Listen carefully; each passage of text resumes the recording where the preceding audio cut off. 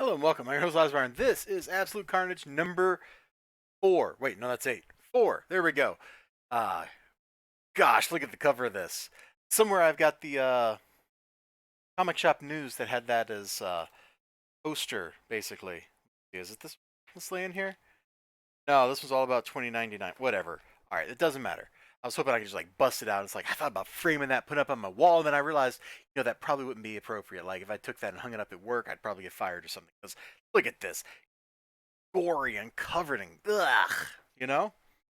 All right. So, things I liked about this book. It's off the rails and crazy. Like this is what we open up to. Yeah, of course. I mean, if you open the book up, you get this stupid page. Why isn't this page? First thing you should see when you open a comic book is something exciting. It's a mistake not to do that because you can put this credits page right here and it will be fine. Also, when I opened it up to this page, my eye went to the brilliant greens and oranges and yellows, and so I didn't even look at this page at first. I looked at the stupid Geico ad. That's terrible. Bad editorial. Bad. Bad. Should have done it my way. Oh, where to start? So the heroes, the Avengers are all getting their codexes yanked out, and that leaves Eddie Brock with various people's gadgets to save the day. And he goes and he fights a whole bunch of symbiotes. He's just a man. He's fighting a bunch of symbiotes, and it actually kind of works. Meanwhile, Venom Hulk is fighting Carnage. Now, this is something I find kind of unbelievable. Now, remember the Hulk, right? Remember the Hulk? The Hulk 10 years ago beat up literally all the most powerful people in the Marvel Universe that weren't like cosmic entities. Now you're telling me the Hulk is getting jobbed by Carnage? Now, granted, Carnage is kind of crazy here. Carnage is absolutely kind of crazy here. But the Hulk's getting beat up by Carnage? Does that even make any sense? The art's great, though. Look at this. The only thing that probably would have made this better is this been on a steeper slash, so it kind of paralleled the angle of the action. Well, maybe it doesn't it doesn't follow the Hulk's body. It actually follows Carnage's arm, doesn't it? Never mind. I think I just negated my own. No, it's a little off from that.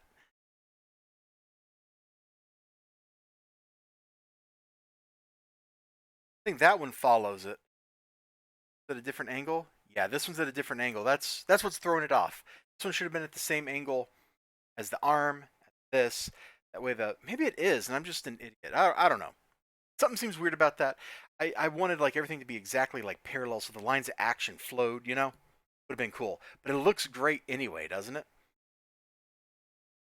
So there's lots of great fighting. Uh, Let me flip over to this. I'm going to try to avoid spoiling too much stuff, but I totally got to show you the zap right there as young Miles is getting electrocuted. Freezing from the symbiote, obviously. The Avengers all like jump into the fray, get a good fight, get a great fight, and it ends on this high note that I really wish I could share with you, but I am totally not going to because I want you to go buy the book and read it for yourself because that's how I roll. You know, one thing I did like about this, not necessarily the book itself. Oh, and the dialogue. Yeah, God, the dialogue is pretty good. Like, there's a lot of there's a lot of venoming. Like, Eddie Brock is the main voice in the book because this is really a Venom book and not a Spider-Man book. Kind of a shame. And Eddie is well written. Concerns are well written. His revelation when he gets it is well earned. There is so much to like about this book. Things to not like are the fact that the book ends, and if you stare at it long enough, you can definitely find quibbles in the art. I also find it kind of ludicrous that the Hulk, the guy who, you know, took Black Bolt out, Charles Xavier, the Sorcerer Supreme, Iron Man, all without breaking a sweat, is when powered up with the symbiote having to break a sweat. Like something seems wrong about that. That Cletus Cassidy, Carnage, who for most of his lifetime outside of Maximum Carnage is kind of like a B-lister. Like he's not an A-list Spider-Man villain.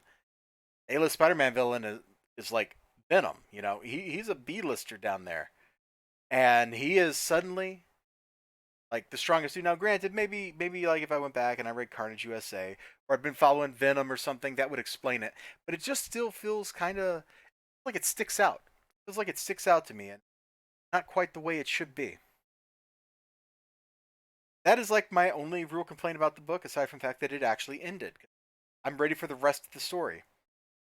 Granted, I gotta wait for the rest of the story, just like everybody else, which is kind of sad, because I'm ready for it right now. Now, one thing I do like that Marvel did great, flip to the back of this book. No, I don't want the alternate cover gallery. I wanted this. Look at that. Instead of just using the True Believer books, advertise their other products, and now they're using their other products to advertise the True Believer books. You can get into like a cycle.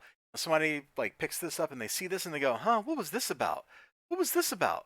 What was this about?" And then they go buy those and maybe they like them. I didn't like Mania, but maybe they like them and then they go buy the trade that they're in or whatever, and then they start getting deeper into it, and the next thing you know, you've turned one $5 sell into like six $1 sells and a trade paperback for $15. So boom, your $5 purchase with a 2-page ad spread that cost you like 2 cents to make has now turned into 20 something bucks of extra sales that you might not have otherwise had. It's great. Every comic book should do this kind of stuff. You got to promote your own products. You got to promote your own products. If you don't promote your own products, well, nobody else is going to promote them for you. If I got one of these Valiant books back out, I would and flip through it. I'd show you like all the places where Valiant is advertising its own comic books within its comic books. That's how you get people. You let them know, hey, this other thing exists, and it's kind of related to the thing you like. Maybe you should check it out. And then they check it out, and they might like it, and they might buy more. It's dope. On the last page, is there anything cool? Oh, the cover for number 5. Look at this. Oh, look up there. Is that crazy? Is that crazy? This whole thing is crazy. Now, I don't know how strong these individual Carnage symbiotes are. Like, are they like the strength of how Carnage was in the 90s? Kind of like not that amazing?